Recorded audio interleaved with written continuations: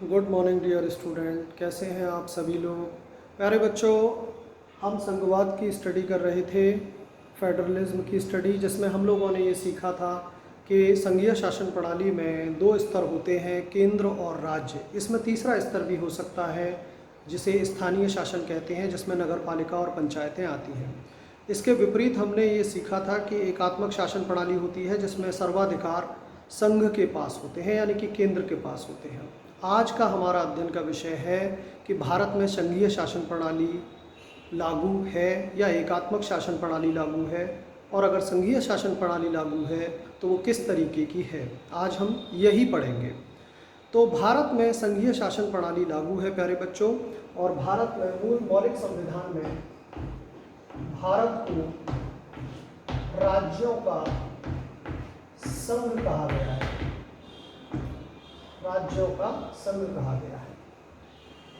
मौलिक संविधान में सिर्फ दो स्तरीय व्यवस्था थी, केंद्र और राज्य की, लेकिन बाद में तृतीय व्यवस्था यानी कि स्थानीय शासन, नगर पालिका और पंचायतों को जोड़ दिया गया।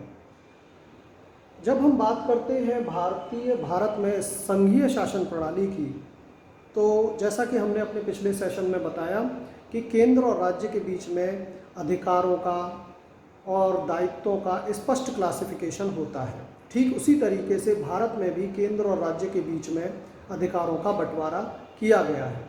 ये 3 सूचियों के माध्यम से किया गया है। इन 3 सूचियों को हम संघ सूची, राज्य सूची और समवर्ती सूची कहते हैं, और हम आज इन्हीं के बारे में डिस्कस करेंगे।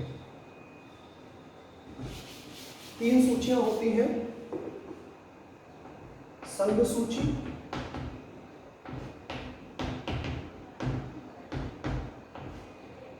दूसरी राज्य सूची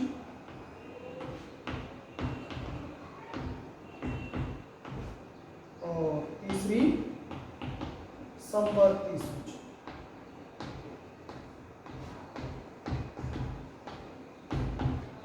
ये 3 सूचियां आप लोगों को दिखाई दे रही हैं, संघ सूची, राज्य सूची और समवर्ती सूची। इन तीनों में अंतर आप लोग समझ लीजिए। संघ सूची में कानून बनाने का अधिकार, जो भी मुद्दे संघ सूची में आते हैं उनके बारे में कानून बनाने का अधिकार सिर्फ केंद्र सरकार को है, और जो भी मुद्दे राज्य सूची में आते हैं उनके बारे में कानून बनाने का अधिकार सिर्फ राज्य को है, और जो भी मुद्दे समवर्ती सूची में आते हैं उनके बारे में कानून बनाने का अधिकार केंद्र और राज्य दोनों को है। इन 3 सूचियों की विशेषता ये है। अब हम उन मुद्दों के बारे में डिस्कस करने जा रहे हैं जो कि संघ सूची में आते हैं। हम ये देखेंगे कि वो कौन से मुद्दे हैं जिनके बारे में संघ को अधिकार प्रदान किए गए हैं। जैसा कि हमने आपको पिछले सेशन में भी बताया था कि केंद्र को राष्ट्रीय महत्व के विषयों पर निर्णय लेने का अधिकार होता है। इसमें एक डिफेंस भी आता है। तो ये हम जानेंगे कि संघ सूची में कौन कौन से टॉपिक आते हैं। देखिए, संघ सूची में प्रतिरक्षा, विदेशी मामले, बैंकिंग व्यवस्था भी अभी तक संघ सूची में है, संचार और मुद्रा जैसे राष्ट्रीय महत्व के विषय हैं। करेंसी इशू करने का अधिकार भी केंद्र सरकार के पास ही है, ये राज्यों के पास नहीं है। राज्य सूची की अगर हम बात करें तो राज्य सूची में पुलिस, व्यापार, वाणिज्य, कृषि और सिंचाई जैसे प्रांतीय और स्थानीय महत्व के विषय आते हैं, जिनके बारे में सिर्फ और सिर्फ राज्य को निर्णय लेने का अधिकार है। समवर्ती सूची में बात करें तो शिक्षा, वन मजदूर, संघ, विवाह, गोद लेना और उत्तराधिकार के विषय जैसे मुद्दे आते हैं। तो ये आप लोग समझिए। अब सवाल ये होता है कि कुछ ऐसे मुद्दे भी होते हैं जो कि किसी सूची में नहीं आते। वो किस सूची में आएंगे? जैसे कि सॉफ्टवेयर इंजीनियरिंग के मुद्दे हैं जो कि संविधान बनने के बाद आए हैं। तो ऐसे मुद्दे जो कि किसी भी तीनों सूची में नहीं दिए गए हैं और जो संविधान बनने के बाद उत्पन्न हुए हैं, ऐसे मुद्दों को रेजिडुअल थिंग्स के रूप में संघ संभालता है। ऐसे मुद्दे केंद्र सरकार के अंडर में आते हैं ऑटोमेटिकली। ये बात आप लोगों को समझनी है। तो ये 3 सूची आपने पढ़ी, संघ सूची, राज्य सूची और समवर्ती सूची, और इनके अंतर्गत आने वाले अधिकारों का स्पष्ट क्लासिफिकेशन केंद्र और राज्य के बीच में संविधान में दिया गया है।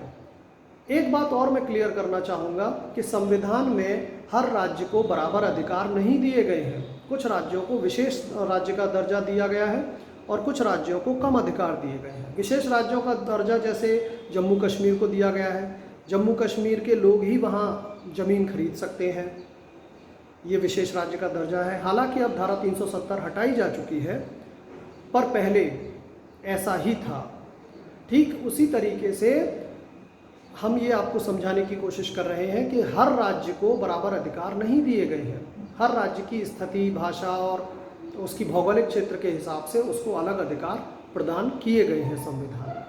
और मान लीजिए अगर कभी संविधान में संशोधन की बात आती है कि हम ये चाहते हैं कि हम इन तीनों सूचियों में संशोधन कर दें, तो कैसे कर पाएंगे?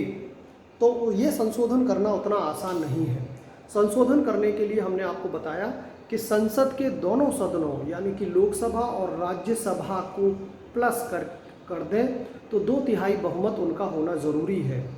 संसद के दोनों सदनों के संख्या का 2/3 बहुमत होना, प्रस्ताव पारित होना ज़रूरी है इन सूचियों को संशोधित करने के लिए। इतना टफ काम है।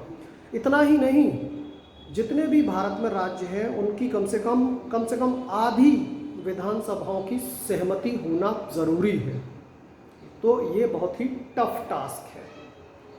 अगर मान लीजिए कभी संघ और राज्य में कोई डिस्प्यूट हो जाता है अपने अधिकार क्षेत्र को लेकर, तो इसका निर्णय न्यायालय द्वारा किया जाता है, क्योंकि ये ये न्यायपालिका के अधिकार क्षेत्र में आता है। तो ये भारत में हम जैसा कि आपको बता चुके हैं संघीय शासन प्रणाली प्रचलित है और भारत में बहुत ही खूबसूरत संघीय शासन प्रणाली चल रही है। भारत में निचले स्तर तक लोकतंत्र की व्यवस्था की गई है। तो आप इस बात को समझिए कि केंद्र और राज्यों के बीच में बंटवारा इन 3 सूचियों के माध्यम से किया गया है और इन 3 सूचियों में कौन कौन से विषय आते हैं ये आप पढ़िए, समझिए, हमने आपको बताया है। और अब हम आगे इसी चैप्टर में संघवाद को और डिटेल में और मुद्दों पर चर्चा करेंगे। Okay, thanks.